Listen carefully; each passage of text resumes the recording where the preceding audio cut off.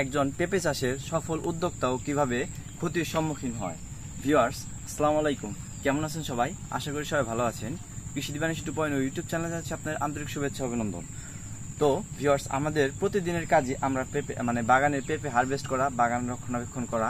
তো ভিউয়ার্স, আসলে একজন সফল উদ্যোক্তাও কিভাবে ক্ষতির সম্মুখীন হয় তার একটি প্রমাণ আপনাদেরকে আজকে দেখাবো। তো আমার স্ক্রিনে আপনারা দেখতে পাচ্ছেন এই একটি গাছ আসলে বাগানের অনেক কিছু ডিপেন্ড করে। ঠিক আছে, আপনারা এই গাছটি দেখতে পাচ্ছেন, এই গাছটি আমার বিগত দিনের ঝড়ে ভেঙে গেছে। ভিউয়ার্স, এই গাছটি দেখতে পাচ্ছেন একদম পুরা, এই গাছটি ভেঙে গিয়েছে, একদম ভেঙে গেছে। তো ভিউয়ার্স, এই গাছটিতে মোটামুটি কত পেঁপে ছিল, এই পেঁপেগুলো মোটামুটি দেখা গেল যে বিগত আগামী 1 মাসের মধ্যে ভালো একটি ফলন দিত। তো ভিউয়ার্স, আসলে যারা কিনা পেঁপে চাষ করে তাদের এই একটি প্রবলেম যে কারণে বৃষ্টির কারণে, ঝড়ের কারণে, তাই আলহামদুলিল্লাহ ওইরকম ঝড় হয়নি। যদি কিনা অনেক বড় সড়ো ঝড় হতো তাহলে তো বাগানের একদম সব গাছ এরকম হয়ে যেত।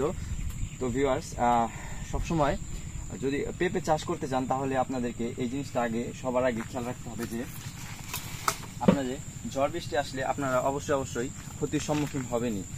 সেটা যেমনই গাছ থাক, ক্ষতির সম্মুখীন হবেনি। আজকে আমরা এই বাগানে পঞ্চমবারের মতো পেঁপে হারভেস্ট করতেছি। আলহামদুলিল্লাহ বাগানে প্রচুর পরিমাণে পেঁপে আছে।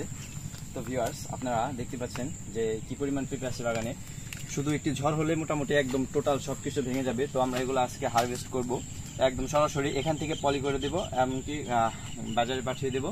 তো ভিউয়ার্স, আপনাদের যারা কিনা পেঁপে চাষ করবেন তাদের উদ্দেশ্যে একটা কথা বলি, সবসময় আপনারা মনে রাখবেন যে বৃষ্টির সময় যদি আপনারা পারেন, যদি আপনাদের সামর্থ্য থাকে, তাহলে আপনারা অবশ্যই পেঁপে গাছের সাথে 2টি করে খুঁটা দিবেন, মানে বাঁশের খুঁটা দিবেন, বাঁশের খুঁটা গেড়ে দিবেন। মোটামুটি 4 হাত, কমপক্ষে 4 হাত, 4 হাত করে খুঁটা আপনারা এই সাইডে ওই সাইডে 2 পাশে মানে মাটির মধ্যে 1 থেকে 1.5 হাত পর্যন্ত গেড়ে তারপরে আপনারা করবেন। কারণ এই যে গাছটি দেখতেছেন, এই গাছটি ধাক্কা দিলেই পড়ে যাবে, মানে এত পেঁপের লোড, তারপরে ধাক্কা দিলে পড়ে যাবে। তো ভিউয়ার্স, সবসময় আপনারা চাইবেন যে আপনাদের বাগানের গাছগুলো সুরক্ষিত থাক।